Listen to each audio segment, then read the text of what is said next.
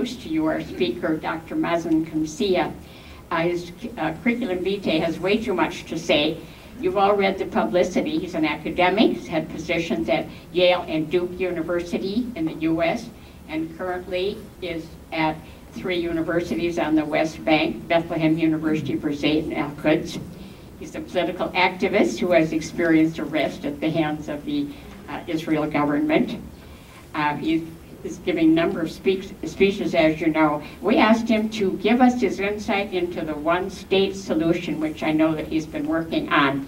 And there will, of course, be many other aspects about this whole area and why it is crucial for us to understand it. He's also the author of Sharing the Land of Canaan, Human Rights, the Israeli-Palestinian Struggle, and the newer book, Popular Resistance in Palestine, A History of Hope and Empowerment. And we're also interested in hearing about nonviolent resistance. So I said if I missed anything that he wants you to know, he can add it to his speech. And I am more than delighted to welcome our presenter, Dr. Mazin Qumsiyeh.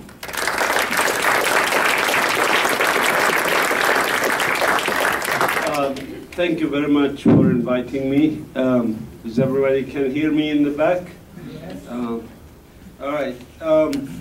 As you heard, I have an eclectic background. I wrote books by the titles such as Bats of Egypt and Mammals of the Holy Land, and I work in medical genetics, and we started a cytogenetics lab, chromosome work at Bethlehem University. We also started a program, a Master's of Biotechnology program, and we just graduated the first batch of master's students in biotechnology, the first such subspecialty in the Middle East, actually. So we're very proud of these kinds of achievements. But you didn't invite me to talk about bats and rats, I'm sure. So I will be talking about another kind of problem. I think it's critical to understand that the Middle East, why the Middle East is such a prominent thing. And I'm really honored that you invited me and that the attendance is so high. It indicates an interest in this situation and what's going on here. The Middle East, of course, is the cradle of civilization. This is where we first went from being hunter-gatherers as humans to being village people. This is where we first domesticated plants and animals, right? This is also where, because of this transition from hunter-gatherers to village people, gave us time to do things like begin to write and begin to do art and begin to do laws and culture and what's called civilization these days. This is the Fertile Crescent. Palestine is just the western part of the Fertile Crescent, and as you heard earlier, that the original people of this area are the Canaanites, and we are descendants of those Canaanites. The Canaanites are depicted here in both Egyptian and in Mesopotamian depictions as people who are industrious, who are hardworking agricultural people. The dresses that Palestinians dress are actually the same dresses that the Canaanites dressed 5,000 years ago. The embroidery is the same, the symbolism is the same, the cultural aspects are the same. Many of our words that are original words come from Canaanitic Aramaic words. The language, Aramaic by the way, the language of the Canaanites and the language of Jesus, of course, Jesus was also a Canaanite Palestinian. Jesus' language was also Aramaic, and Aramaic is the language that predates Arabic and Hebrew. The alphabet, Aramaic alphabet, gave rise to the Arabic alphabet, not in Saudi Arabia or Yemen or someplace else, but actually the Arabic alphabet evolved right in South Palestine, South Jordan, by southern Canaanitic people called the Nabateans, if you had heard this term. In fact, the language of the Canaanites and the alphabet of the Canaanites, the Aramaic alphabet, was also evolved to make the Latin alphabet. I don't know how many of you, for example, know that the reason the Latin alphabet that you use today, of course, the ABCD, is the way it is comes from our part of the world, from Aramaic. For example, the A, why is it an A in that symbol? If you flip it around, has two horns because it's an alpha, it's a bull. And that's what comes from Aramaic. The B in English or Latin or French or any other language, B comes from Beit in house, in Arabic and in Aramaic. Beit means house. And the symbol for the house was basically a line with a dome around it, which looks like a dwelling, right? And if you flip that sideways, you get the B, which is the common B that you use today. So this is the kind of connections that unfortunately not many people tell us about. Oh, technical Mossad interventions. Now I can come back. Anyway, we as agricultural communities in Palestine coexisted in environmental harmony with nature for hundreds and thousands of years. And village life in Palestine did not change much over these periods, except of course that we had the ethnic cleansing, which I'll come to, where many of our villages and towns were destroyed. Palestine is a small country. It's not a very large country. It's the size of New Jersey, and it has basically diverse habitats going in the Jordan Valley and the Dead Sea. The Dead Sea is the lowest point on Earth, by the way. It's tropical climate. To the mountain areas, which is where I'm from, Bethlehem and Jerusalem is mountain areas, to the desert areas in the Negev and so on, to the coastal areas. And it's a beautiful country, and I wish to invite you to come join us and tour it if you haven't done so already, or if you came, you can certainly come again. And I welcome you to our house. We have a large house. I have 3 bedrooms, and my wife and I only use one of them.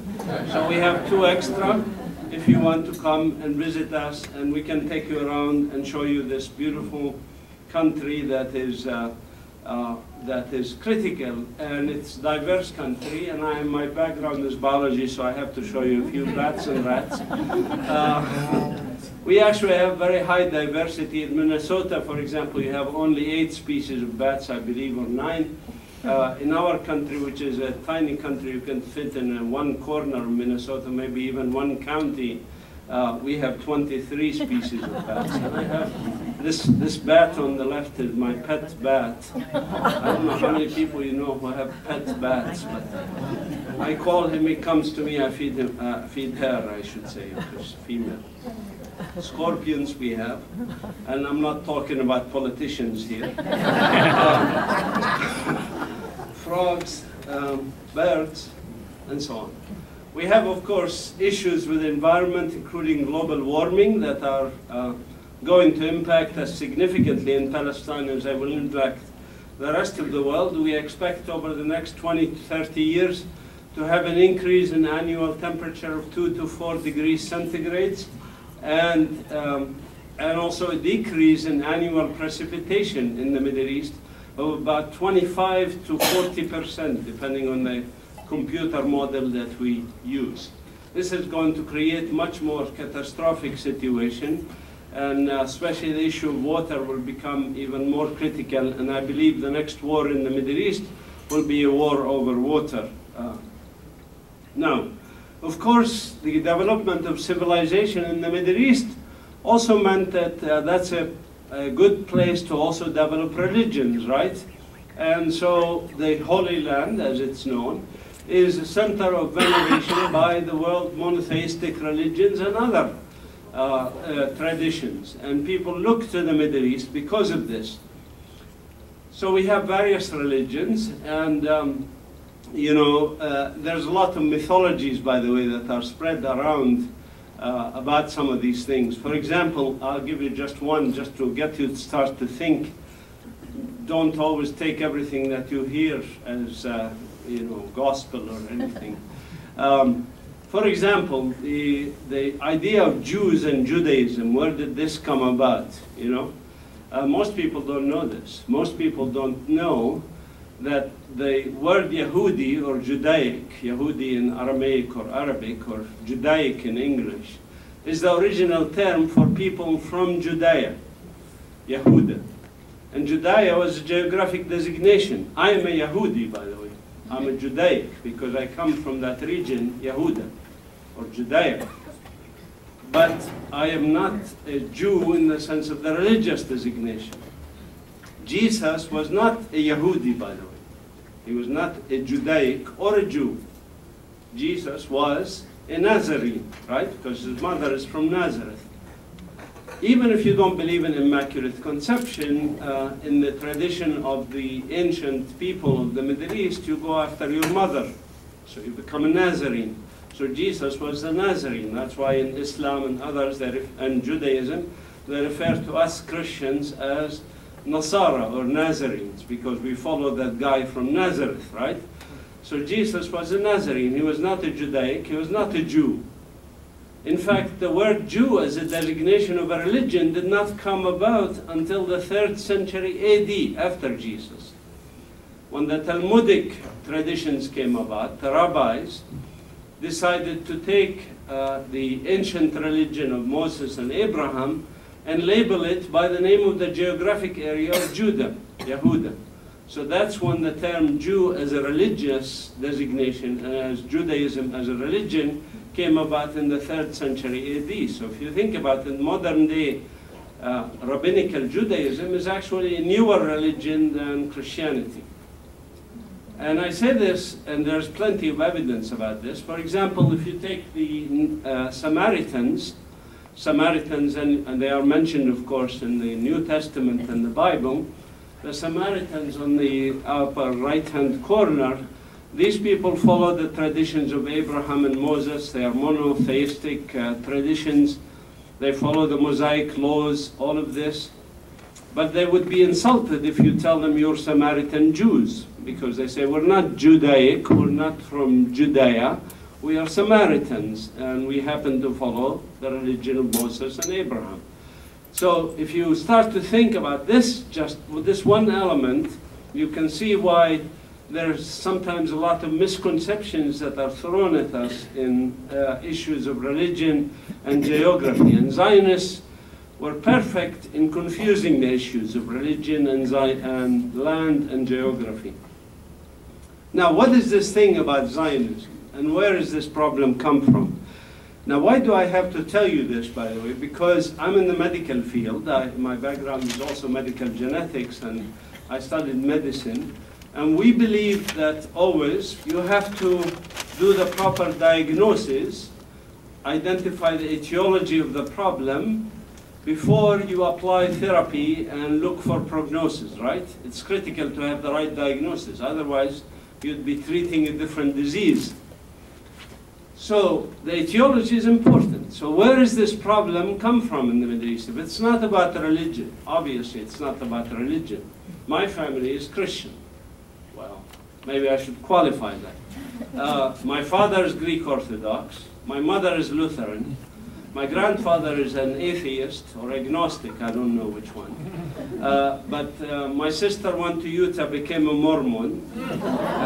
You know, I have distant relatives who converted to Islam. You know, my wife is Chinese American. She's a Buddhist background. Let's see, my son was born in Lubbock, Texas, so he's a redneck. And he's dating a Jewish girl, so I don't know what his beliefs are. But anyway, so that's my background, so I shouldn't say just strictly one thing. But anyway, and my grandfather's best friend in school was Jewish under the Ottoman Empire. So we have no problems with religions, you know, we human beings, and you know it from your own families, you have no problems, you know, what people believe, they can believe the way they want to believe. It's not the problem. So what is the problem? The problem is rather simple, and people try to confuse you and make it complicated, but it's not confusing at all. Jews were discriminated against in Europe. That was very clear in the 19th century.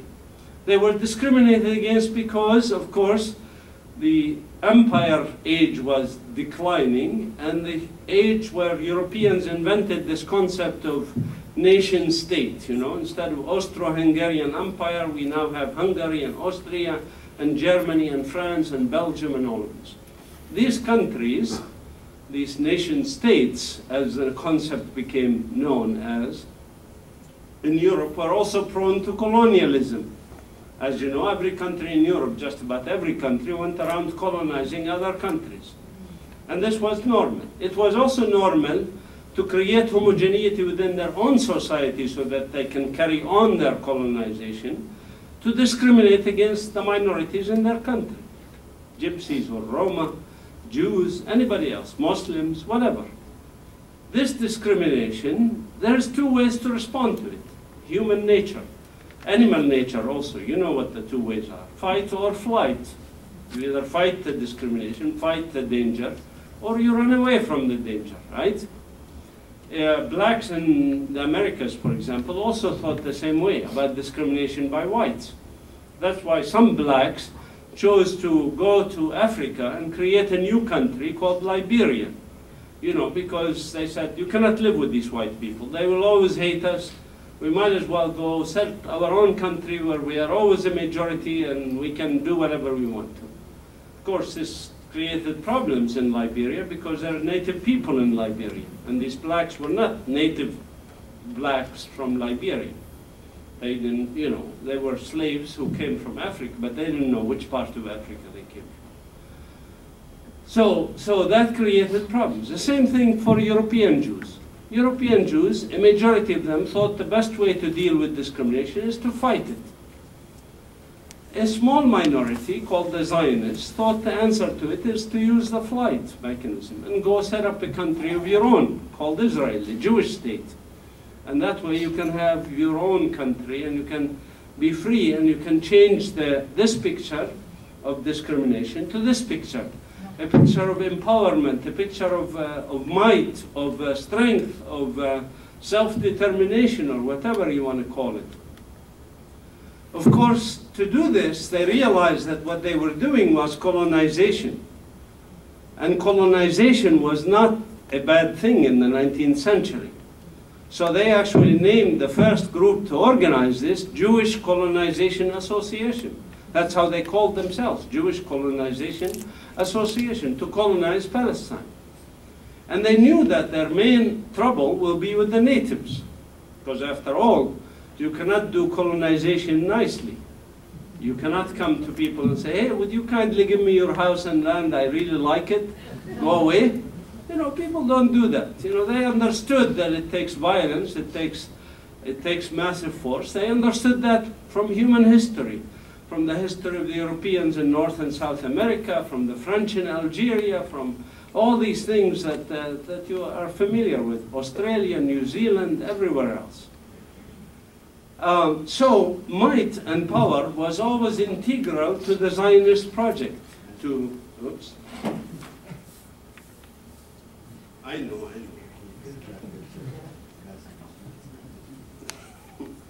You were right, I should use the little thing.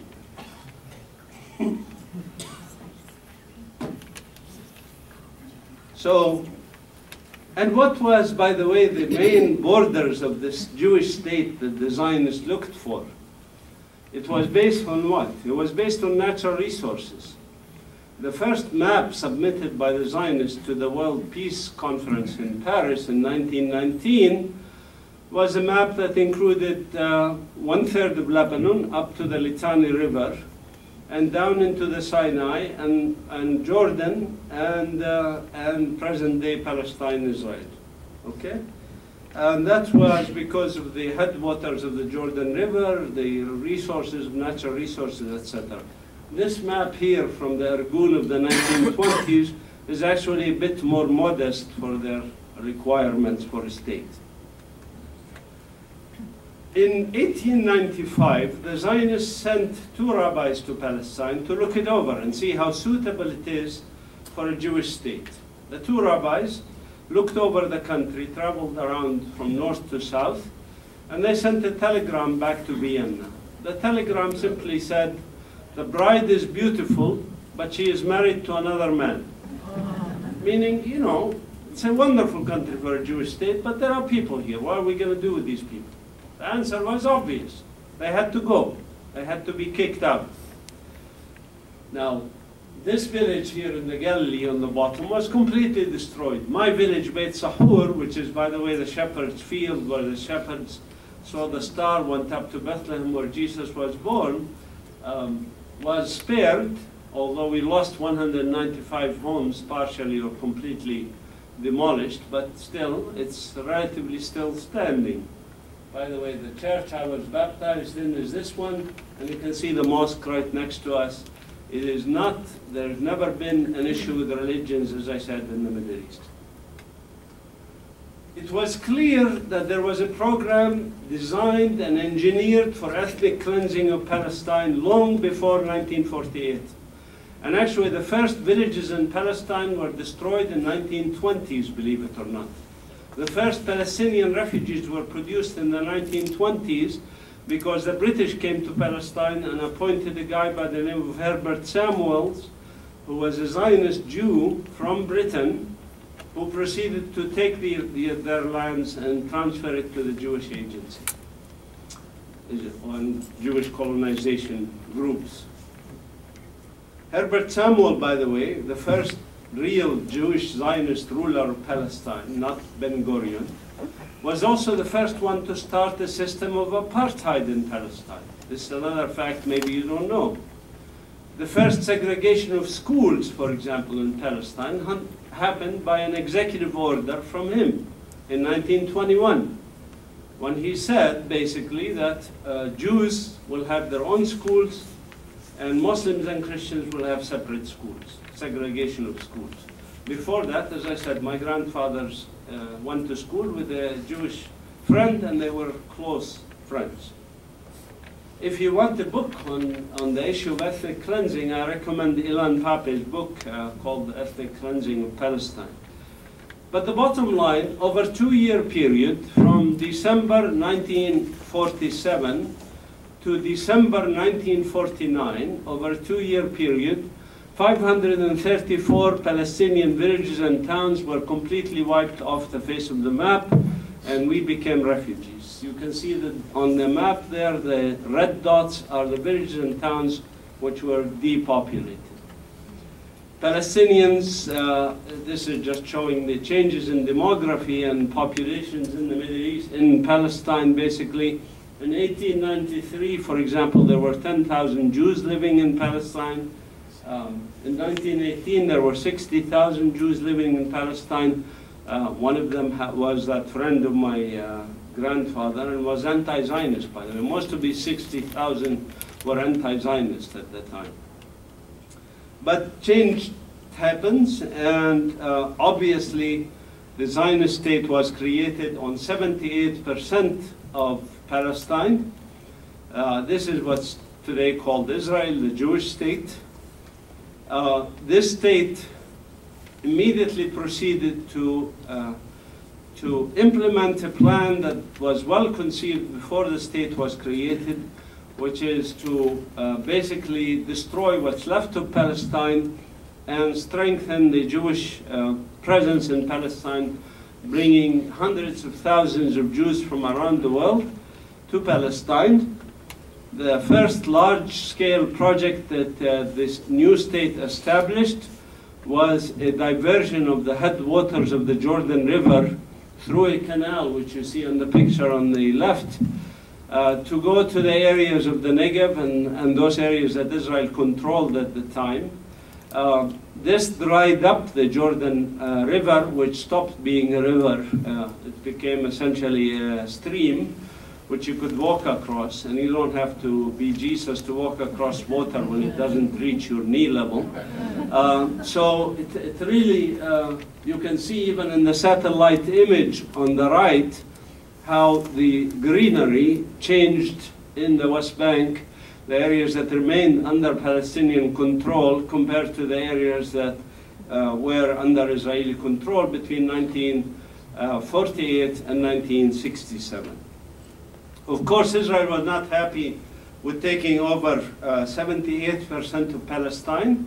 In 1967, Israel engaged in an aggressive war that took over the remainder of Palestine, the West Bank and the Gaza Strip, which are shown on the left. And those areas are 22% of historic Palestine. And then Israel proceeded to build colonial settlements in those areas. The map on the right shows the names of some of these colonial settlements, not all of them, but just some of them. For those of you who support the two-state solution, I would like you to explain to me what you are going to do with 600,000 Jewish colonial settlers who are living in the West Bank there, if you want the two-state whereby the Palestinian state is the West Bank and the Gaza Strip.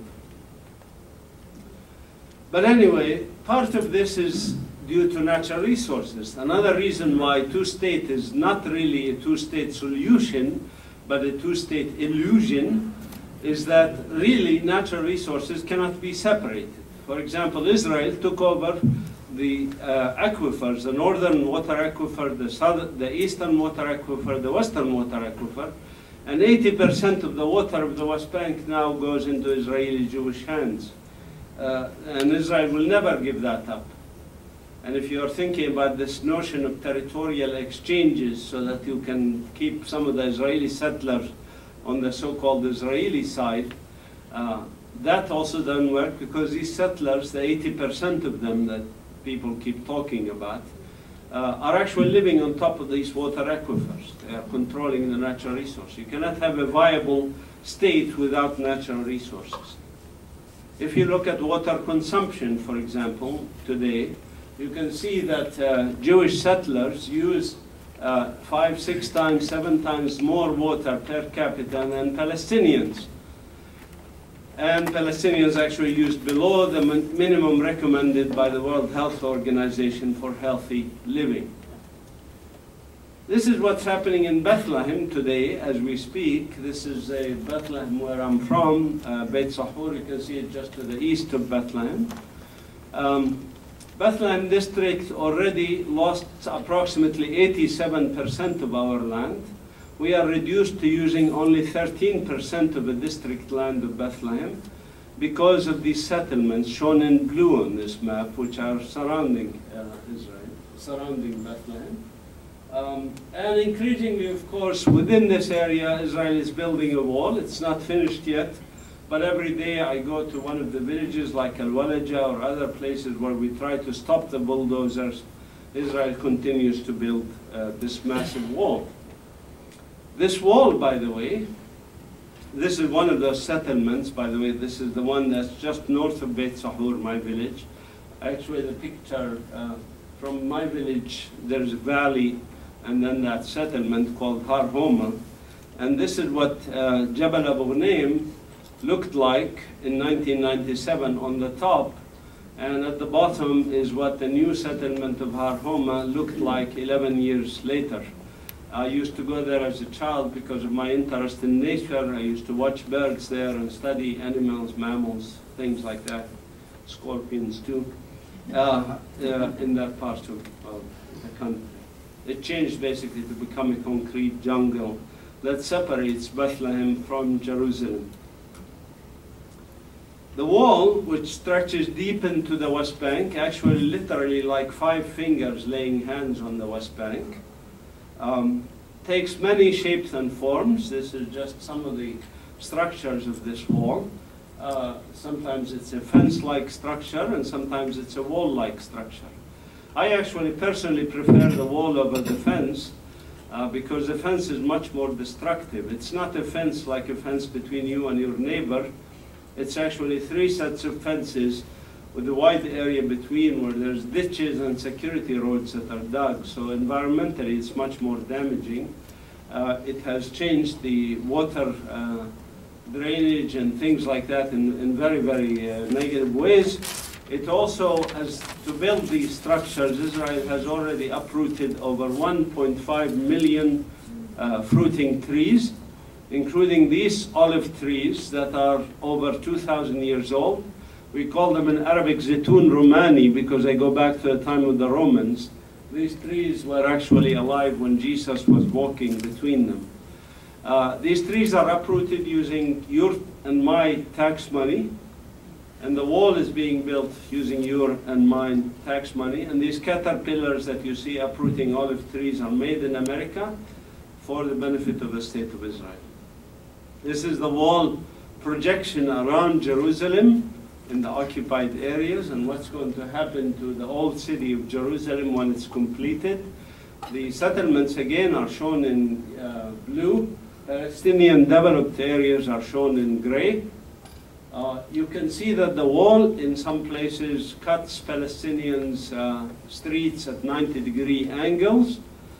This is obviously not about security. The wall is not about security for many, many reasons. I mean, just on this picture, you can tell some of those reasons. One is there is for Palestinians on both sides of the wall. Here are Palestinians here and Palestinians here. And this picture, actually, these are Palestinians living here and Palestinians living here.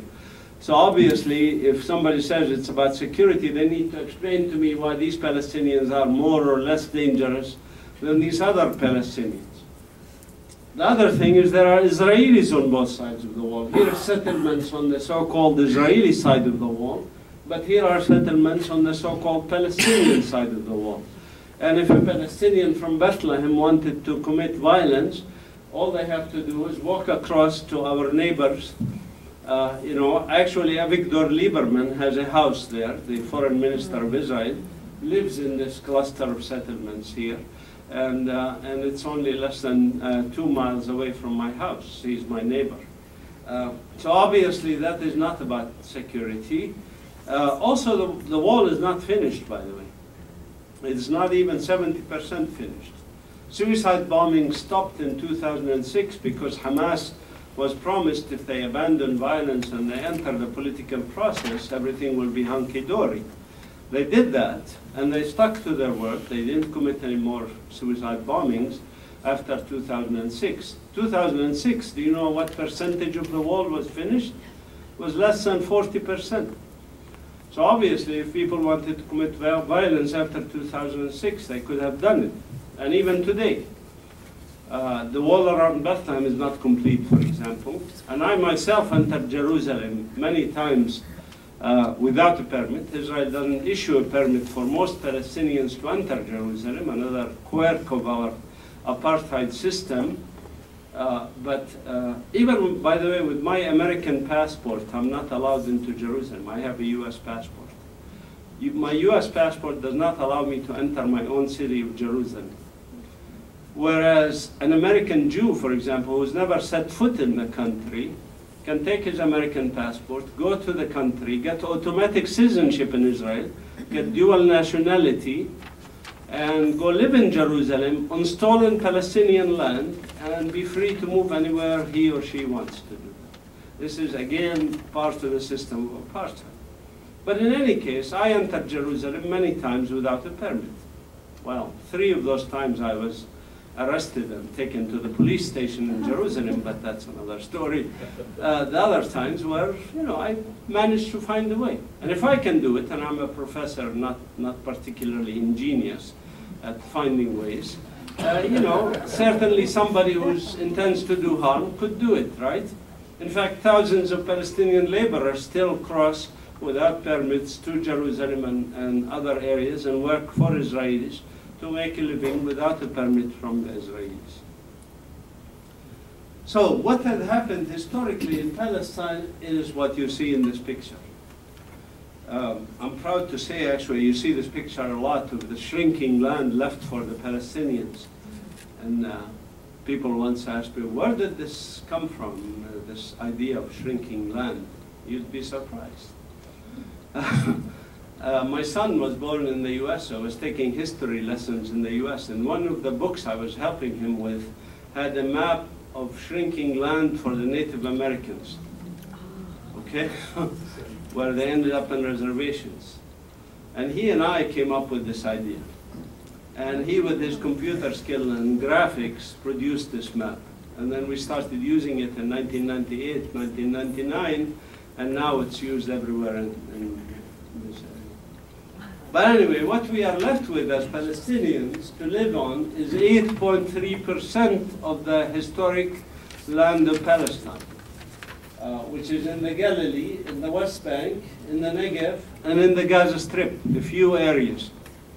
8.3% is actually not a static number, because next year it will probably be smaller. Because again, Israel keeps taking more and more land. But 8.3% is already much less than the 11.5% that was left for the blacks in South Africa under apartheid, which was called the Bantustans for the black people, because they were countries for the black people.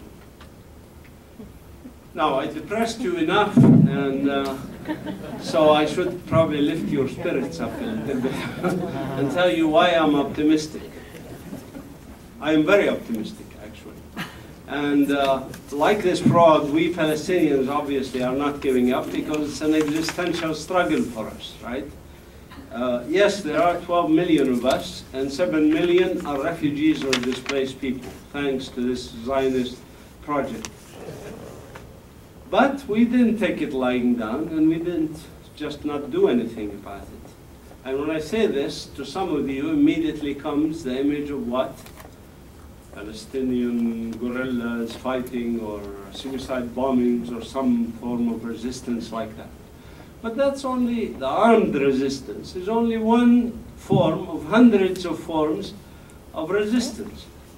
In any anti-colonial struggle, by the way, and that's what we have here, there's always many, many forms of resistance. Think Native Americans. What kind of resistance did they do? Well, if you study the real history, not the history that's written by the ruler whites in the 15th, 16th centuries, but by the actual Native Americans themselves, you can tell that most of the resistance was nonviolent. And a few sporadic acts of armed or other resistance, right? That is natural. There is always a bell-shaped curve of resistance. A small portion of it is going to be armed resistance at the end. This, I'm describing this as a biologist, not as, emotional thing of deciding what I like and what I don't like. This is a bell-shaped curve of resistance. Normally and naturally cannot be separated. You cannot say, well, they should do this and not that. Every anti-colonial struggle uses all these forms of resistance, always. And I challenge anybody to show me an anti-colonial struggle that used only one of the hundreds of forms of resistance. They always use, because different people behave differently. Different individuals have different inclination. I, as a professor, dignified, whatever, and also weak in body, I'm not going to carry arms and go fight with arms. Also, my philosophy is not about that, so I do nonviolent resistance. But another person may have a different inclination. International law, by the way, says colonized, occupied people have a right to resist by any method they choose. It's as simple as that. So some people, and it's usually few people, young people, who are inclined to do it, who have the ability to do it, who find the ways to do it secretively with money and other things, do armed resistance. But the majority of people are not like that. So the majority of people believe differently, and they do nonviolent resistance. Now, these nonviolent forms of resistance, what did they aim for? From the beginning. One was the first Palestinian uprising, by the way. Does anybody know? Yeah? No? Go back even more. 1881, okay? So I didn't know this, by the way, until about 8 years ago. They didn't teach us our own history. Unfortunately, the Palestinian Authority in the West Bank and in Gaza, they do not teach Palestinian history like they should. The first uprising in Palestine was 1881. And since then, we've had at least 14 uprisings against the Zionist project, against colonization. That's also natural. That's social movements. In South Africa under apartheid, there was also about 15, I believe, uprisings. Because what's an uprising? An uprising is a wave of resistance that comes and goes. Because social movements are not straight lines. Social movements come and go as waves. So this is what a peak of a wave, we call it an uprising. So 1881 was the first uprising, relatively successful uprising under the Ottoman rule, convinced the Ottoman Sultan to change his behavior. and to stop supporting the Zionist project. And this delayed the Zionist project by at least 2 decades, because in 1904, the Zionist movement moved its headquarters to London because they failed by working on the Ottoman Empire, thanks to our resistance. And they moved their headquarters to London to start working on the British Empire. And it took them another 13 years to get the Balfour Declaration of 1917 in support of the Zionist project. So this history needs to be taught, and people need to learn it. I wrote a book about it, as I mentioned, called Popular Resistance in Palestine, A History of Hope and Empowerment. But what was the aim of these movements? Whether the first uprising, the second one in 1904, it happened to be the third one, which was 1921, the fourth one, which was 1929, the fifth one, which was 1936, and so on. What was the aim of these uprisings? They all had the same aim, never changed, by the way. What was it? It was not to send the Jews to the sea or anything like that, because as I said, we lived with the Jews all the time. Christian, Muslims, Jews, Baha'i, Druze, atheists, agnostics, you know, we lived together. The aim was very clear in every one of those movements. And you can go back and read their declarations. It says, we want a state that's pluralistic, democratic, that is inclusive of all religions and non-religions in the Middle East, of people that want to live among us. And that's what we are, and that's who we are. This is what now is referred to as one-state solution. I myself prefer the name no-state solution, because I'm not a nationalist. I don't believe in the concept of nation-states, so, but that's another story, which we can address if you want in the question and answers. That was the aim, has always been the aim, and when the PLO was created, and by the way, the PLO was not the first liberation organization in Palestine. There were hundreds before it, and maybe there will be others after it. But all of these liberation movements, including the PLO, put these principles on the book. The PLO Charter, for example, calls for a secular, democratic state that's inclusive of Jews, Muslims, and Christians in Palestine. The PLO, this supposedly terrorist organization that we should, you know, they were calling for this horrific thing. You know, what is they calling for? A democratic, secular country? Why is this such a bad thing, you know? So when the women movement in Palestine, for example, in the 1920s grew in parallel with the growth of the women movements around the world in the 1920s, as you know, women's right to vote even here came that late in the US. When these women also had the same demand. And how did they go about trying to force the government, in that case the British government that was supporting the Zionist project, how did they intend to force them to accept that? They didn't use arms, they used nonviolent resistance, sometimes innovative forms of nonviolent resistance.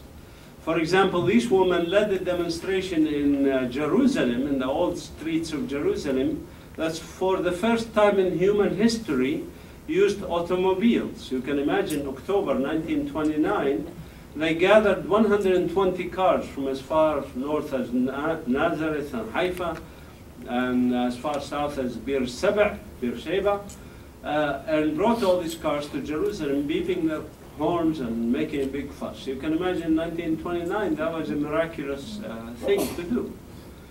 They also did other innovative things. For example, they wrote letters to the editor. Now I recommend to you and to everybody else to write letters to the editor in the newspapers. These women were innovative in writing letters to the editor in the London Times, for example. You can go to the London Times, to the archives of 1929, 1930s, and find letters from these Palestinian women, Muslim and Christian, by the way. You can see diversity of dress that they were wearing. The president elected by these women was this woman, Matia al-Mughannam, who was a Protestant woman, who wrote a book called The Arab Woman and the Palestine Problem, published in 1937. I still consider it a key book about feminism and woman movement in the Middle East. Is still available if you can find it in libraries. A wonderful book to read about these movements. Here's Mati al-Mughannam again, now in the black hat, among some religious leaders in Palestine, meeting together to object to the British support to the Zionist project. What were they objecting to? Again, objecting to the idea of transforming Palestine from a multi-ethnic, multi-religious, multicultural society to this monolithic thing called the Jewish state. That's what they were objecting to in 1932. And they led nonviolent resistance. If history was fair, some of these people would be considered today as the Mahatma Gandhi or Martin Luther Kings of the Middle East, or Desmond Tutu of Palestine. There were rabbis among them, by the way, also. The chief rabbi of Jerusalem was against Zionism. Some of these people ended up being jailed for their nonviolent resistance. Here's 4 Muslim leaders and 2 Christian leaders in a British jail in the uprising of 1936.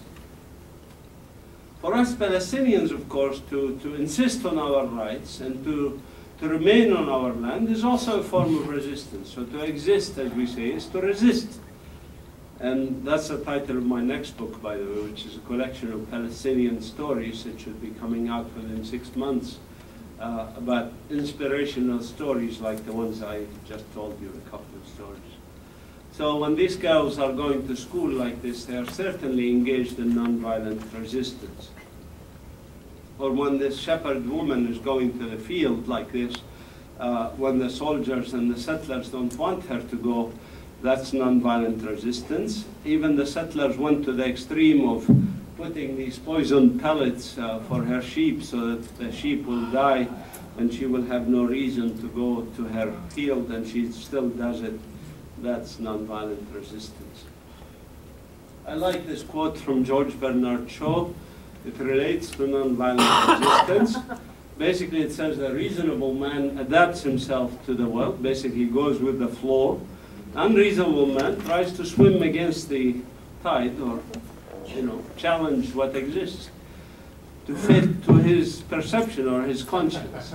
Therefore, all progress in the world depends on the unreasonable people. And this young man here obviously is unreasonable with his bare chest and the Palestinian flag standing up to a soldier. Or these people are all unreasonable because supposedly the wall and the rules say you cannot go across. But they go across. By the way, this is another reason why the wall is not about security.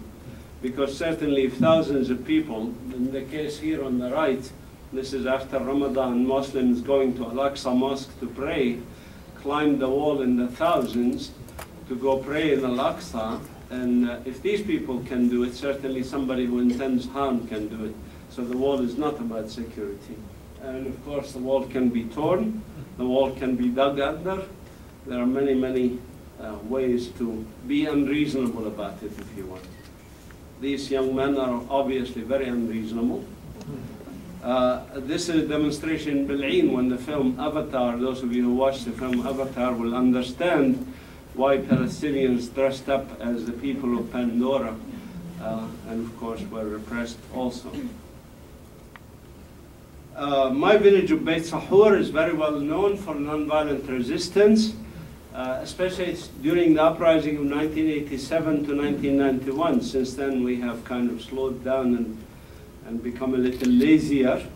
Anyways, 1987 to 1991, Beit Sahour was innovative in acts of nonviolent resistance.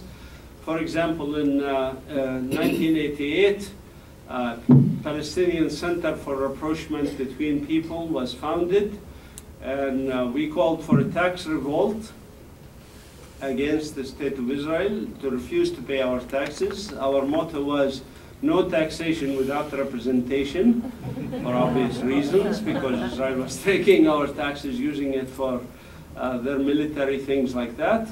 The Israeli army, of course, came, surrounded the town with tanks and armored personnel carriers, and laid siege to the town, ordered curfews that were extended. You know what a curfew is. You cannot get out of your house. But people were preparing and had prepared before, including growing vegetables in their backyards, other ways of self-sustenance. There was even one funny story about the cows. I don't know if some of you heard the story before. I wasn't actually in Beit Sahour when the cow story happened. I wish I was, but I was in the US at St. Jude Children's Research Hospital doing research on cancer. But anyway, there was a military order from 1967 that Palestinians can't own cows. We can't have our own cows because we can't have our own milk. We have to buy it from the Israelis. So the people of Beit Sahour decided to violate this rule, civil disobedience if you want, and went and bought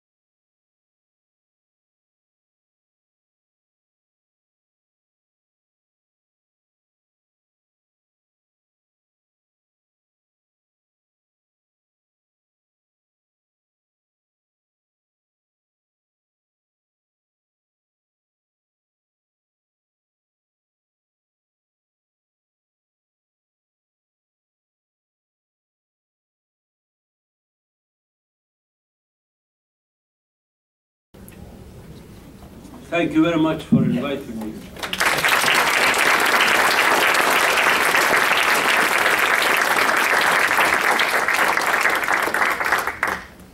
We'd ask those who want to ask a question to please come to this mic. If you find it a hardship, raise a hand, but we think it's easier to stem the flow or whatever. But I'm going to preempt and ask one. Could you tell us a little bit more about the work toward one state? Who's involved and what hopes do you have that that's going to bear fruit? Yeah, as I said, that was original demand from Palestinians from that 1881 uprising. So we've had 130 plus years of action, of work for one democratic state. So certainly it's not a new movement or anything like that. It's also the charter of the PLO, which we believe was not changed, and is still the charter of the PLO. So that's what we work for. And the people who work for it today, if you want, just more recently, there were a number of conferences held, including outside the country. We had conferences in Palestine, for example, in Ramallah and Bethlehem that I helped organize, in Haifa, for example. But we also had conferences in London, in Madrid, in Dallas, at MIT, in Massachusetts, Cambridge, many places, Chicago. And these conferences all led to strengthening the movement for one state.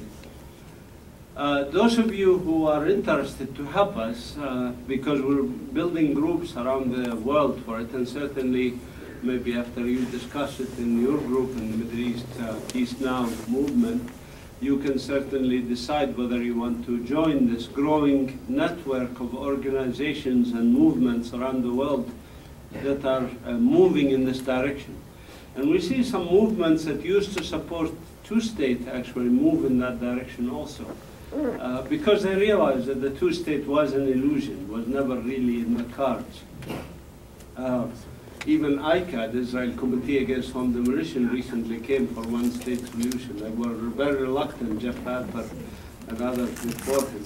And I'm very proud that they have moved in that direction. I supported them before, and I supported them even more after. So I think we see these movements growing, and I find that within different Palestinian factions, we find people who support this position. Even within Fatah, for example, which is the party that's most dominant in the two-state discourse, there are many people who now support the one-state solution. I talk to people from Hamas and from other parties, Popular Front for the Liberation of Palestine, and they are coming along in this direction. I think it is an important movement, and it is the only way forward for just solution. Why? If you think about it, what is the resolution for colonial situations? What we have is a colonial situation. I hope what I gave you shows that it is a colonial situation. What are the resolutions for colonial situations? To me, looking at history, historical precedent always is good to look at. There's lessons to be learned. And we find that there are three possible long-term outcomes for colonial situations. One is, for example, what happened in New Zealand, Australia, South America, North America, which is the native people are reduced in number, or were low in numbers to begin with, or whatever, reduced in numbers by many mechanisms. In the case of the Europeans in North America, diseases that they spread among them, etc., so that they are manageable. They are small, tiny enough numbers that they are manageable. I don't think this solution, if you want, is applicable in the Palestinian discourse, because there's 12 million Palestinians, and the Zionists did not commit mass genocide of the Palestinians. They attempted, they did massacres, etc., and they attempted what's called political genocide, or as Baruch Kimmerlin called it in one of his books. His title of his book was Politicide. They committed politicide, not genocide. So anyways, that scenario I don't think is in the cards for us. A second scenario, by the way, don't misunderstand me, I still think the Native Americans are actually building their strength, and I am with them 100%. And I know now some states are paying Native Americans for the water rights and things like that, and that's great. So the Native Americans still need to reclaim a lot of their rights. But the second scenario is what happened in Algeria, where 1 million French settlers in Algeria had to pack their bags and leave, go back to Europe. And these 1 million, by the way, many of them were not Europeans. They were born in Algeria. Even their father and grandfather was born in Algeria, because the French were in Algeria for 130 years. So sometimes third and fourth generation. And they all packed up their bags and left Algeria, at the cost of 1 million Algerian lives, of course, the struggle, essentially. And this is very deadly and very damaging, if you want, to both communities, and did not work out so well, because after the Algerian success, basically, the violence that remained in the society still makes Algeria a little remnant of violence and instability since 1962 till today. And I don't think this is also in the cards for us either. To my knowledge, there's no Palestinian faction that's calling for expulsion of European Jews who came settled on our land. Not one. Even the ones that people consider radical and extremist, like Hamas, Islamic Jihad, they all say, we live with Jews, Christians, no problem. We just want an Islamic rule. So that's not in the cards. It's not going to happen. The world is not going to allow it to happen. The third scenario, I think, is represented by what happened in South Africa. Although not perfectly, of course, because in South Africa there is still economic apartheid, if you want. There's still the whites control a lot of the economic levers of society, and I don't want that to happen in Palestine, where economic power that's acquired through theft and through oppression is allowed to remain in the hands of those who stole it, basically. But at least that ending of apartheid, that struggle against apartheid, that giving one person one vote, allowing people to live, gave the opportunity, opened the door for ending the violence, which happened, and for basically beginning to address these other economic and social issues. And I think that's a hopeful trend. And I want to go visit South Africa actually in a few months and learn more from that lesson and from the obstacles that still remain. To my mind, there's no fourth option. You know, there's no fourth option. And which option do you prefer? I mean, I myself prefer the third option. So.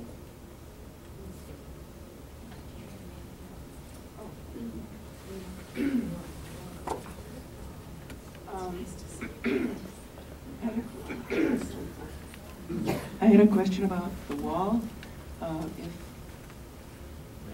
If security is not the reason for choosing... Can you raise your voice? Yes. If security is not the reason for building the wall where it is, how do they make that decision? What are they trying to do?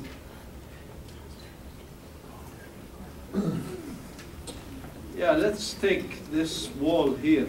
What is the purpose of this wall if it is not about security for Jews or for Israelis or anything like that? I think it's rather obvious. The wall is to destroy the Palestinian economy. In this case, for example, let's take the area of Bethlehem, where I'm from. Half of our economy is dependent on freedom of movement between Bethlehem and Jerusalem. Bethlehem and the two villages around it, Beit Sahour and Beit Jala, are tourist towns. And the economy of Bethlehem is dependent on the economy of Jerusalem and our ability to produce agricultural products and sell it in Jerusalem. That is no longer possible with the wall when it's finished. It's not, yet completely finished. But even now, with it not being finished, if a Palestinian from Bethlehem tries to go sell her grapes, for example, in Jerusalem, and they catch her, they put her in jail, and they punish her severely if she tries to sell her vegetables in Jerusalem. And not only that, but you can see the wall around Bethlehem, where the western part of Bethlehem, this Gush Etzion block of settlements was built there. Why is this Gush Etzion block of settlements built in the western part of Bethlehem? Because that's where the western water aquifer of Bethlehem is. That's where most of our water resources, springs, are present. That's also where most of our agricultural fields in Bethlehem are present. So it devastated the agricultural economy of Bethlehem for Israel to take these resources from us. And they started to take them, by the way, before the wall was finished. The wall is still being built, but when it's complete, it'll make it even more impossible for the villagers to arrive at their lands and their agricultural fields. Israel uses the wall as a mechanism of impoverishment and economic devastation of the Palestinian communities. In Beit Sahour, for example, my village here, where they took agricultural land from my relatives in this area and put the wall, you can see it comes like this. They did a very interesting thing. They said, look, we're putting a wall for security. That's their excuse, but of course it's not about security. But you can still access your land. We'll put agricultural gates and we'll give you permits to go to your land. Of course, this was a lie. When they did give permits, few permits, they gave it to just the father and his children. They would not give it to his relatives to go help him harvest olive trees or whatever. And even that, the owner, the person whose name is on the land and his immediate family, many times they rejected his application. They said, well, you have a security issue. And of course, most Palestinians have security issues because, I don't know if you know this or not, but 800,000 Palestinians spend time in Israeli jails. Of the Palestinians living in the West Bank and Gaza, most males, of course. We're talking about like 1/3 of the adult population has spent time in Israeli jails. So obviously, most of us I have security black mark next to my name. Everybody has security black mark next to their name because either they or their immediate relative, their brother, their sister, their father, their cousin has spent time in Israeli jail. Everybody. So in that sense, Israel could deny most of the people. But even when they allowed people to go beyond the wall, they could not really harvest olive trees by just immediate family. As you know, you have a limited season, and they allow you 5 days, for example. In Beit Sahour, my relatives were allowed 5 days to go harvest the olives. There's no way. They could not even harvest 1 olive or 2 olive trees in that period of time. The elderly man who was like 75, 80 years old, and his immediate 2 children who still remain in Palestine. So what happens when they deny you the permit? And after a while, by the way, they also close the gates and say nobody is allowed beyond the wall, and they did that in hundreds of locations. They say, okay, you cannot harvest your olive trees. There's an old Ottoman rule that says if your agricultural land is not tended for 3 years, it becomes state land, and the state can decide whatever it wants to do with it. So obviously your land is not tended because they don't let you tend it. So it becomes state land, and then the settlements like this Har Homa, which I showed you, can now expand, and they just decided to build 1,200 units right in this area, actually. Just in the past couple of months, they approved this housing units in this area of Beit Sahour that belongs to my relatives and friends and others. This is just one. And one of these days I'll write 101 ways to take over Palestinian land. There are literally that many ways to steal land from Palestinians. So the wall is really just one of the ways to steal land from Palestinians. There are many, many other ways. One thing that you can notice about the wall, by the way, and its roots in the West Bank and here, for example, is what the Zionist project had instituted from the early 19th century, early 20th century, late 19th century. And that is the notion of maximum geography with minimum demography. The maximum geography for the State of Israel, maximum land that's useful, that's beautiful, with the minimum number of Palestinians that come with this land. So putting Palestinians, as I showed in this map, in those areas, the white areas that are remaining, or that I calculated here as 8.3%, that's where the Palestinian population is squeezed into the poorest areas of the country, not the richest areas of the country, by the way. Same with the Bantustans in South Africa. They were not in the richest areas like the East Cape and West Cape and North Cape, very fundamental rich areas of this land of South Africa. Sorry, I took too long to answer. So that's okay. That was pretty good, actually. Phil Benson, Minnesota Break the Bonds campaign. And I don't know if you heard last week, we had the first sports boycott in America against the Maccabi Haifa team. And excellent. Our legal observer but the question I have is that although thoroughly inconsistent with the concept of a one-state solution, is the application of the Palestinian Authority to the United Nations for recognition of statehood. And there's some positive benefits to that, primarily the ability for charges and accusations to be referred to and investigated by the International Criminal Court. Can you speak to the pros and cons of the application for statehood recognition? Yes. I mean, the Palestinian Authority, the way the United Nations works, by the way, a state cannot be recognized except if the Security Council approves the application, sends it to the General Assembly. The General Assembly then approves it. But the Security Council is a gatekeeper. And you know, in the Security Council, the US holds a veto power.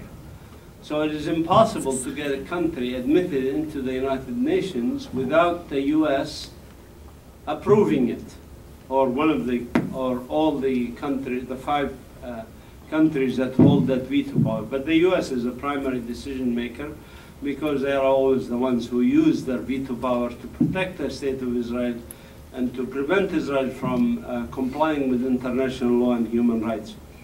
So certainly Palestine will not be recognized at the United Nations as a state because the US will veto this, and they have said they will veto it, and definitely they will veto it. Unless, of course, enough Americans rise to pressure their government, and that might happen after a few years, but not immediately.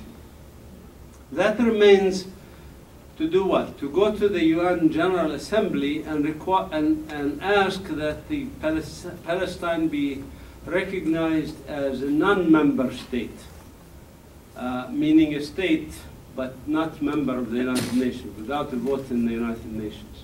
This is doable at the General Assembly because the US cannot veto such a move.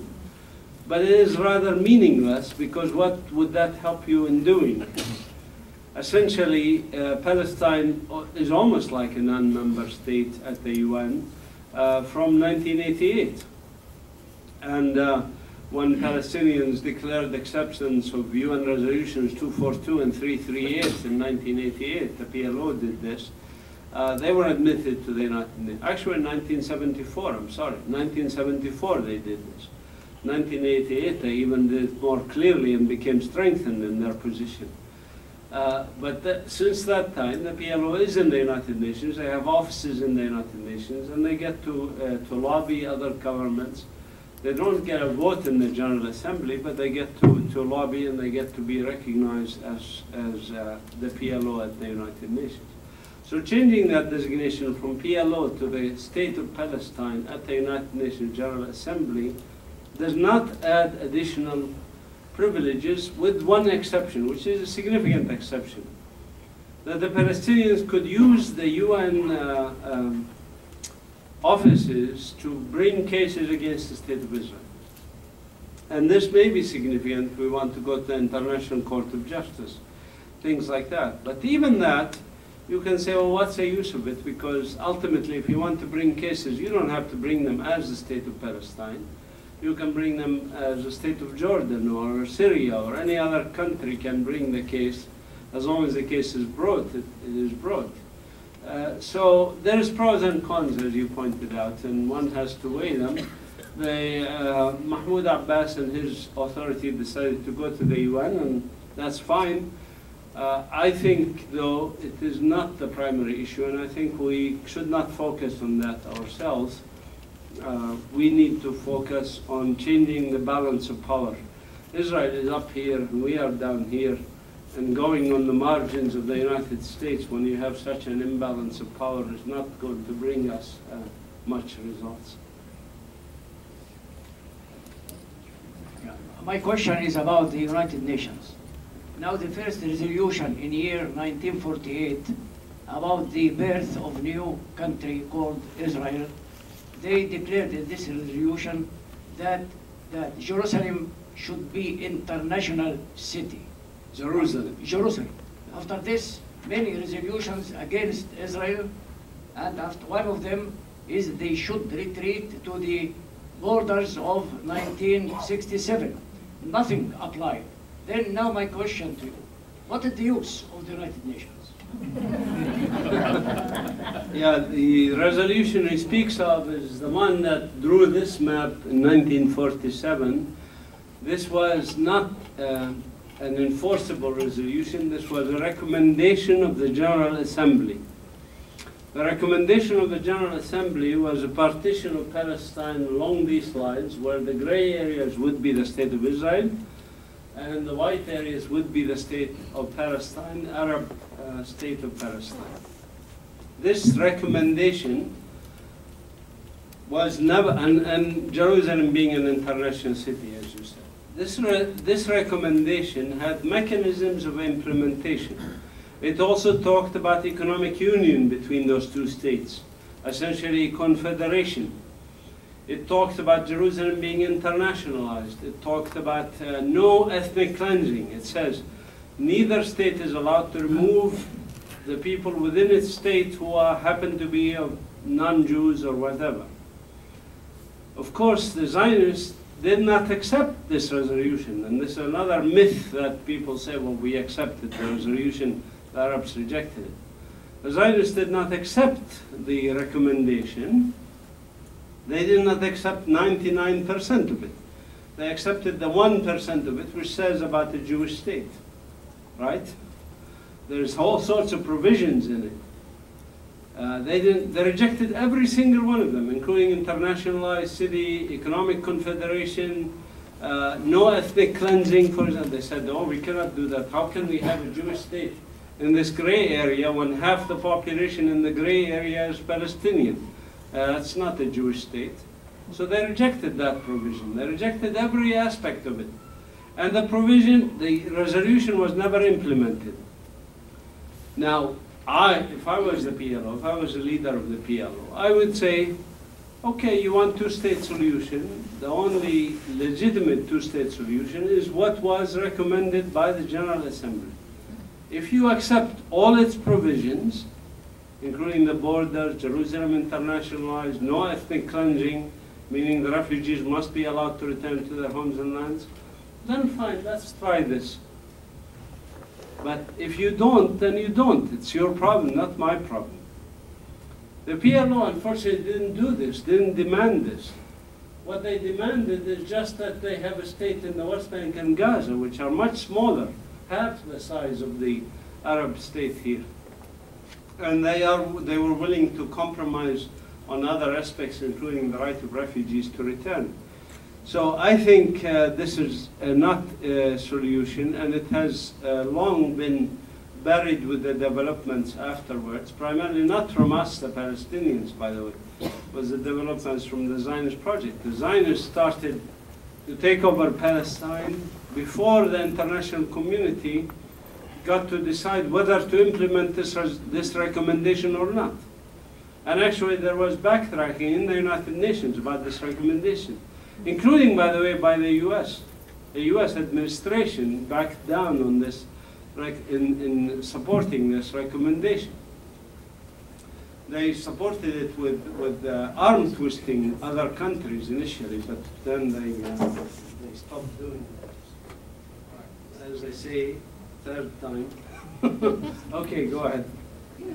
Thanks so much for your incredible presentation. It was just so clear and such a kind of original way of doing it. My question is actually about Syria. You've made some comments about what's going on in Syria. I wonder if you could briefly address that. No.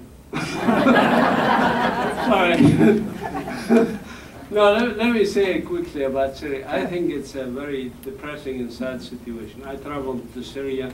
I have many Syrian friends. Syrian civilians are caught between hammer and I mean, it's just horrible. I'm neither for the Syrian government nor for the opposition as structured today, because the opposition is supported and funded by the US and Qatar, basically, and the opposition that's visible, opposition that's using arms. But I know there are opposition, and I spoke by Skype. Actually, I was asked by young people in Syria and Damascus to be on Skype with them, people who want democracy in Syria, who want a change in Syria, to speak to them. And I thought when they asked me there would be maybe 5 people on the Skype call that I was speaking to. And I could tell that the room was packed and that they were connected to other centers in Syria, and they said, there are hundreds of people watching you. I said, okay, what do you want from me? And you know, I'm Palestinian, I'm not Syrian, I'm not in... They said, well, you in Palestine have a good experience with nonviolent popular resistance, and we want you to give us some input. And I was kind of, you know, shocked. I didn't know pretty much what to say. I gave them just what I gave you, a little bit about the history of Palestinian nonviolent resistance, what we have done, hoping that maybe that will provide some things that's of use to them. But these people, all of them, said they are against the armed factions that are using, you know, buildings to shoot at the Syrian army, and the Syrian army shooting at the buildings, and this mutual shelling that's destroying Syria, basically. So I really think that's up to the Syrians. I think I can only criticize our own governments. And in this, I criticize, of course, the Israeli government because it's ruling over me. I criticize the Palestinian Authority, by the way, and I'm willing to do that for any of your questions if you want. I was actually taken for questioning by the Palestinian security services. I'm willing to criticize the American government in great detail because I'm an American citizen, and I think American government foreign policy is harmful to our own interests as American citizens and as taxpayers, and it's bankrupting the country with its foreign policy. Just the Iraq war alone is $3 trillion and counting. And that's just an example. And of course, the support of Israel and what they do with Israel. So I know I said I won't say much, but you see, I moved it in the direction I want, which is always a smart thing. But you know, the U.S. government is not interested in democracy in Syria, and anybody who tells you that the U.S. government is interested in democracy in Syria is lying to you. The U.S. government is no more interested in democracy in Syria than they are interested in democracy in Saudi Arabia or Bahrain or Israel or Palestine or Egypt or any of those things. And I think that's clear. And so we must change U.S. foreign policy to be interested in democracy. If they were interested in democracy, they can come to us and we can tell them, you and I can tell them how to get democracy. Thanks. I have always thought that the one-state solution makes the most sense, especially economically. But my concern is that in spite of what might be agreed upon or written, that Israel would continue to dominate and discriminate, and that the international community would do nothing, just as they do nothing now. And I'd like you to speak to that. Yeah, I mean, for example, my friend Dr. Hanan Ashrawi, who endorsed my first book in 2004 about the one-state solution, she told me exactly what you just said, that if we were one state, they will dominate us, they will rule over us, and We're really tired of being ruled over, and we need freedom, even on an interim basis. To have a two-state solution is far preferable. My answer is provided in detail in my book, Sharing the Land of Canaan. So, and I am putting now, because it's out of print, I think. The US, you can still get it, but in Europe, you cannot get it. But I detail why I think this is not the case. That on every issue you look at, it is not the case. That discrimination, for example, will continue. We have a one-state solution now. It's called the State of Israel. Israel rules over us from the Mediterranean to the River Jordan. It's a matter of what's the nature of this state, and whether there is a possibility of taking this baby and cutting it in half or not, and keeping it alive, as Solomon tried to do, and you know. But that is not going to happen. You know, two-state solution is simply not going to happen. And I discuss in detail why it cannot happen on logistical ground.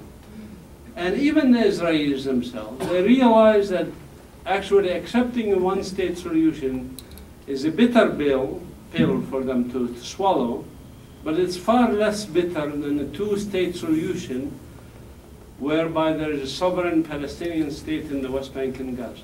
That's an impossible solution for the Israelis. They will never, ever allow a sovereign state west of the River Jordan. And I can prove it. I don't have too much time, but I detailed it in this book to explain why. And on every other issue, the refugees, Jerusalem, everything else is easier to solve, even with the Zionists, than it is to solve in a context of two states.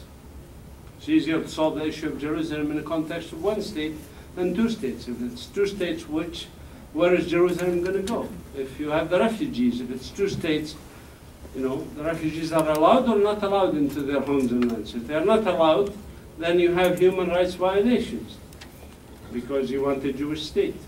So on every aspect, a one state is more palatable, if you want, than a two-state solution. Thank you for your wonderful talk. I think I heard you use the phrase Islamic rule. The what? Islamic rule. With regard, did you use that phrase? With regard to Hamas, some and Islamic Jihad. Okay, at least a couple of Palestinian Muslim groups. And I would like to ask you how, not sounding naive, but I don't want to presuppose, how does that relate to the idea of a democratic, secular, inclusive, I mean, it would seem to be opposite, but anyway, state, and to what extent is this aspiration alive and well among some Palestinians? Okay, no, I brought that in the context of when I described about the possible scenarios, and I said removing the Jews is not Jews who came to Palestine as colonizers, Zionist Jews, removing them from Palestine is not a viable option, because even Hamas and Islamic Jihad, who are calling for Islamic rule, are not interested in doing that and don't want to do that. They don't want to remove the Jews from Palestine. They do want Islamic rule. I'm not supportive of this, obviously. I'm not supportive of their political agenda. But of course, you know, different parties have different political agendas. And I don't have to agree with the political agendas of other parties. I actually oppose them.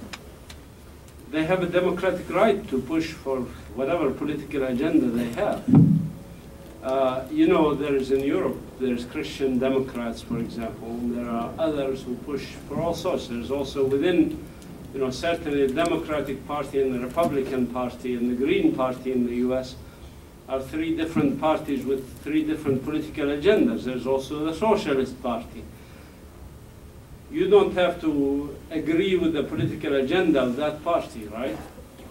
And in fact, you can argue against it if you want. That's your right and your privilege as a democratic society.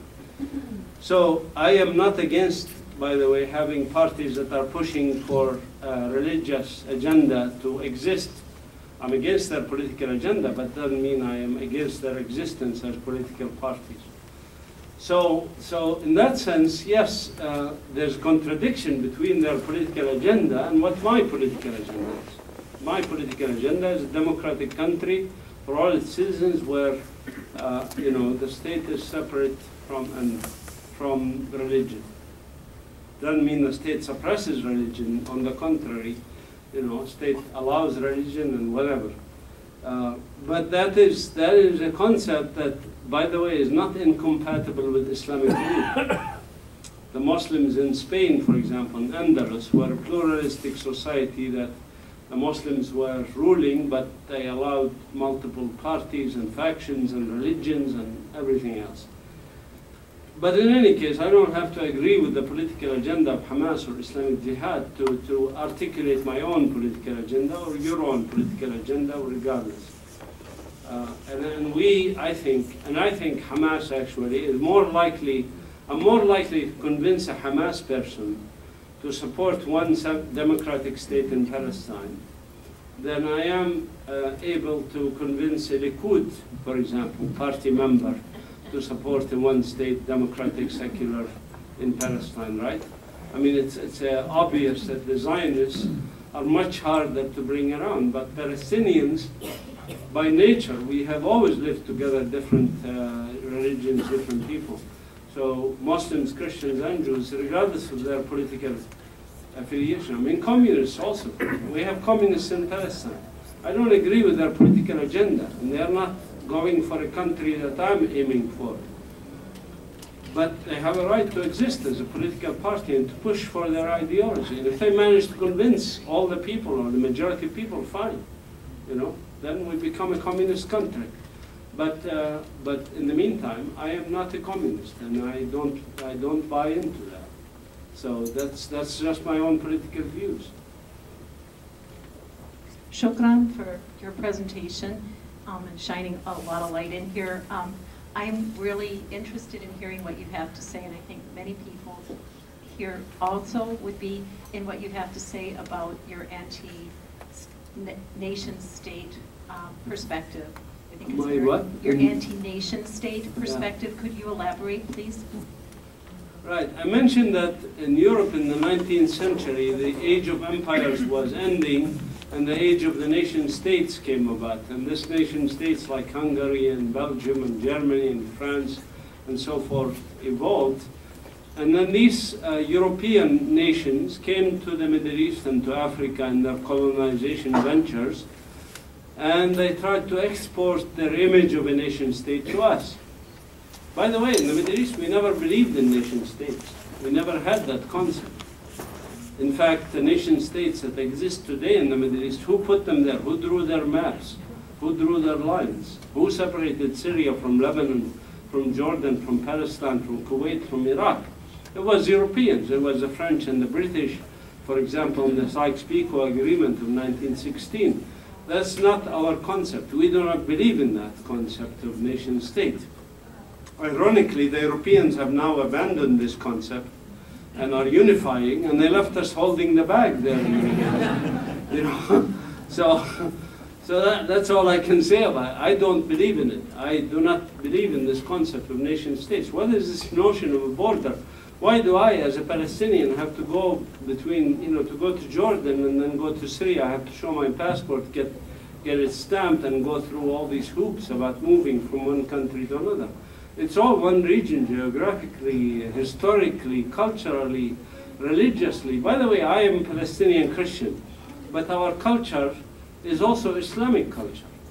This may surprise some of you. What does that mean, Islamic? Islam is not just a religion. There is a culture associated with it. Arabic, I mean, I speak Arabic.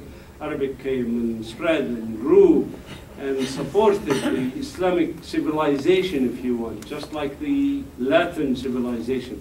Doesn't mean you are Latin, but you have influences from Latin and Greek civilizations. I have influence from Islamic civilization, right? So I think we have to realize that this Islamic region, Islamic world, is all connected by a culture, not just a religion, a culture of Islam. Yes? I think your philosophy is super, and but it's ultra difficult. And Yeah, naive. I just Come want on, to say put- it, naive. Yes, because what it represents is really separation of church and state, which I firmly believe in. Right. And it took thousands of years for our country to finally get it. And the reason I'm mentioning the difficulty of this is because we are losing this. Our founders worked so hard and took, as I say, all these ages to come up with it. And in the last, since World War II, since we sided with Israel in '48, we've gradually lost our separation by strong degrees of church and state. In Congress now, Protestantism, Protestantism is our least Christian in this country. And they used to comprise the vast majority of government in this country. Now, in Congress and in Supreme Court, there isn't one. In the Supreme Court, there isn't one Protestant left. So and to say nothing of our relationship with Israel. So, good luck on your endeavor. But look what happened to us. We're fighting for this same battle ourselves. And as I say, you got a battle in your hands, but you're on the right track. Thank you very much. I'll say very quickly that I think from time immemorial among us human beings, there are tendencies that I call regressive and tendencies that are progressive, right?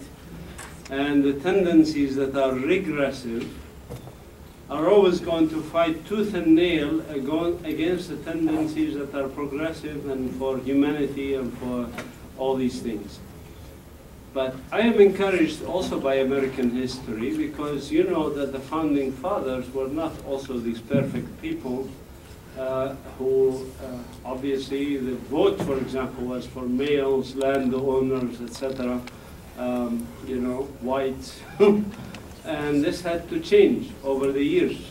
And now how did it change, by the way? It changed because of the pressure of the people. In the US, what are the most positive things that happened over the past 300 years in history? If you think about them, all of them happened by people like you and I doing what we are doing. You know, the civil rights movement, the women's right to vote, 40-hour work week, social security, ending the war in Vietnam, ending US support for apartheid South Africa, all of these things happened because you and I, people like us, our predecessors, worked. Had to get off their butt and do something, and force these politicians who are very comfortable sitting where they are in the status quo to come to the right, to do the right thing, and they usually came kicking and screaming. It was not nice to see them suffer in the process. This is the reality, and I think we can still do it from many, many areas, and not just with the issue of Israel-Palestine, but the issues of global warming, the issues of still continued U.S. support for wars and conflict and stealing oil and all that stuff. Yes? Thank you for all your hard work. Brilliant.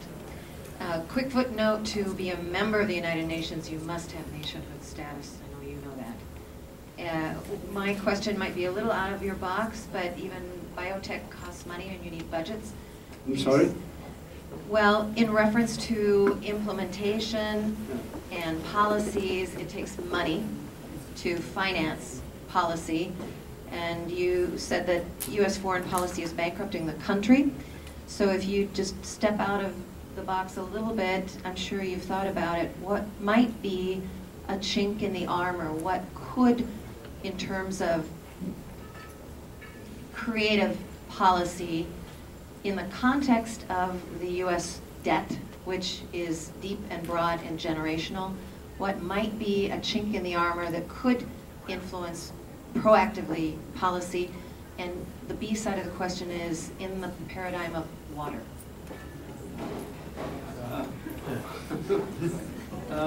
Let me just take the one about what would it take to change things. And I think the answer is rather obvious. I know time is upon us to finish up, so I'll try to be very quick. But it is really our responsibility, and there's no shortcuts to arriving at what is right and do what is right. I do think we have great opportunities now with the advent of the internet, social networking, The email list that I have alone is 50,000 people. I know we passed around the sign-up sheet if you want to be on our email list. So it is possible to build network. What the group here is doing, and I urge you to join them as you mentioned, and participate and work.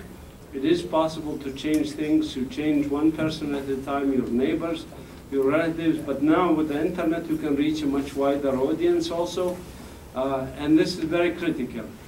And I think, you know, the biggest Achilles heel for these idiotic politicians that are after greed and power and money is their own ego, is their own arrogance, is their own stupidity, and their own overreach to do things that end up haunting them. The attack on Iraq, for example, didn't serve the purpose that the organizers aimed to achieve. It actually did the opposite. It strengthened Iran. It strengthened the forces of resistance in the Middle East. It did not provide the U.S. with the oil that they thought it would provide them. In fact, most of the oil contracts in Iraq are now going to China and Russia. So I think, you know, their overreach, their attempted, you know, stupid arrogance of power does not necessarily give them the results that they want. I have questions about the population of the Jews in Israel. One is, all these settlements, do they have enough people to live in all these settlements? And do they allow other people to live in these settlements other than Jewish people? Another question is, are people leaving Jerusalem because of the situation?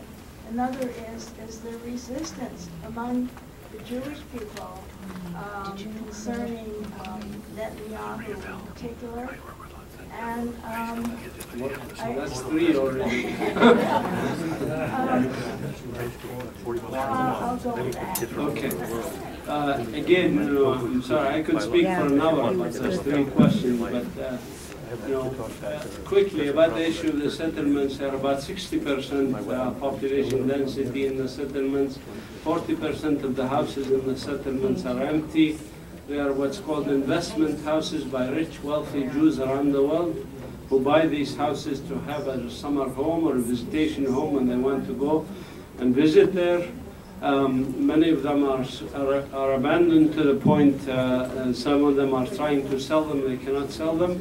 And yes, there were occasions where in at least a couple of settlements that the leaders of the settlement agreed to it.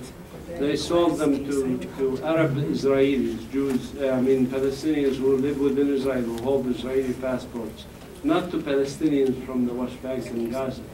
And this is kind of an ironic thing when you have an Arab Israeli living in a settlement in the West Bank, essentially. And as far as Israeli Jews and their perceptions of what's going on, just like with South Africa, there were whites who supported the struggle against apartheid. There are Israeli Jews, as I mentioned. I was arrested with some of them in front of bulldozers who support our struggle, and that's a good thing. They're always a minority. There will always be a minority, just like a minority of whites in South Africa supported ending the apartheid system. They are important, of course. It's critical, but they will remain a minority. Tell me if you think this would work. To have these last few people all ask their questions and then you answer them all in a batch. Would that work, sure. Or do you want them separately? Sure. I'm also happy. Yes. When you started your presentation, you mentioned that you're very optimistic. Why? The primary population of the Palestinians is Muslim. With the recent Arab Spring, we're reading death to Israel, death to the United States, no to the United States, no to Israel. Is the primary cause of Arab Spring the Israeli-Palestinian situation? I'm a Palestinian from Tashih up north, and I believe we as Christian and Muslim, I am Muslim by the way, we are together in this. Academically speaking, the speech was the most beautiful one I ever heard. In reality, how can we do that? The Israelis killing every day, Palestinian taking their land every day, and do this and that, and what peace we talking about? Okay. That's it? Okay. Let's see now. I lost. Why are you optimistic? What was the second question about the Arab Spring? Let me start with that. Yeah. So the Arab Spring was obviously a natural attempt to topple dictators and give power to the people. It's still in its infancy, and I think in the next few years you will see more and more people in the Arab world rising up to demand their economic and political rights from brutal dictators throughout the Middle East. It would happen in a more reasonable and accelerated fashion if the US did not butt in to try and retard it and stop it. And this may again surprise you considering the rhetoric you hear from the American government. For example, in Bahrain, there was a very successful movement, nonviolent movement, to change from a dictatorship to a democracy, and the US stood firmly against it and gave the green light to Saudi Arabia to send its military to help the Bahraini government stay in power. These are the kinds of things that are shielded from the American public. So I think our job here is to help change the perception of the American public about what their government is after in the Middle East, and the fact that they are supporting brutal dictators and have always done so. And sometimes they will abandon one dictator and allow another dictator to rise in his place if the other dictator can serve what they want anyway.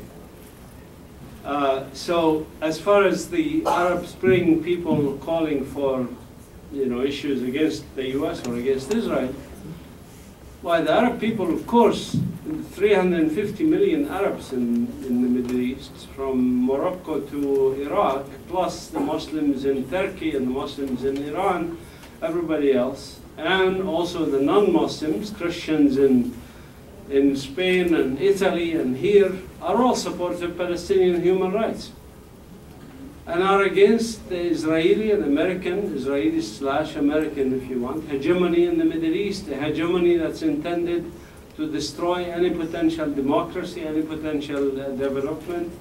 So of course they stand against the American government, against the Israeli government. Doesn't mean they hate Americans, by the way. And this is not the case. And I want you to understand that they can distinguish between governments and between people. Even when they burn an American flag, something I'm against, by the way. When they burn an American flag, you take the person who burned the American flag and say, are you against the American people? And he will tell you, or she will tell you, no. I'm against what the US government is doing to support the State of Israel, if you really ask them the right question. So I think that's important to realize and distinguish these kinds of things. And I think that's understandable in the context of what was happening when Israel is using American weapons, napalm and others, to drop at refugee camps, and the bulldozers that are destroying Palestinian homes, etc. This is understandable not just for Arabs, Muslims and Christians, by the way. It's not just Muslims. There are some of my own relatives, Christians, who are far more extremist than I am, and are willing to burn an American flag and say things like, I'm anti-American. But that's kind of understandable in the context of what is happening to them, to their particular story. So I think, I'm against it, and I think we should work to educate them and stuff like that. But it has nothing to do with Islam or Muslims or anything like that. The same for others, Europeans. There are Europeans burning American flags, in Greece and everywhere else. I don't know if you know this, but that's happening. Because I think there's something connected to American power that has to do with the political, economic structure that's collapsing in Europe. Now, as far as optimism, and what was the third question besides optimism? Sorry? Peace. Well, it's related to optimism.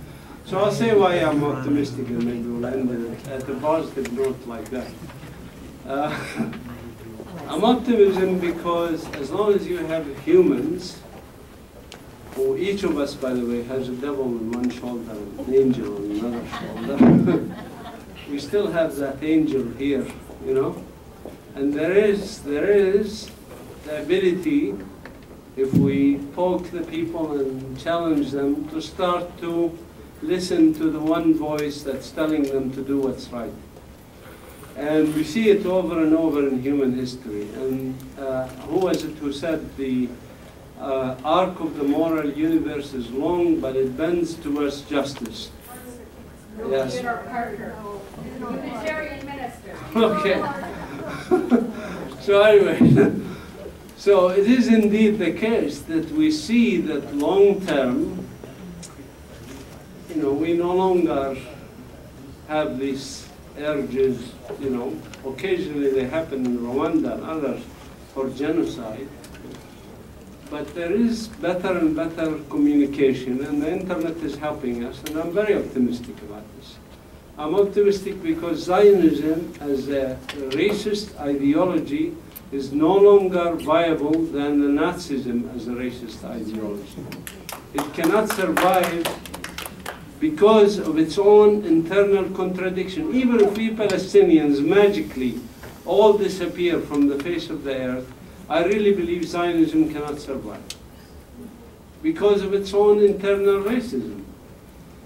Israeli soldiers now will go from being racist to Palestinians to being racist to their own people and their own women, for example. The rate of domestic abuse is increasing in Israel. That is not sustainable, and I think it will not be sustainable. Thank you very much for explaining this. Thank you for a fine presentation. Thank all of you for coming on this wonderful Saturday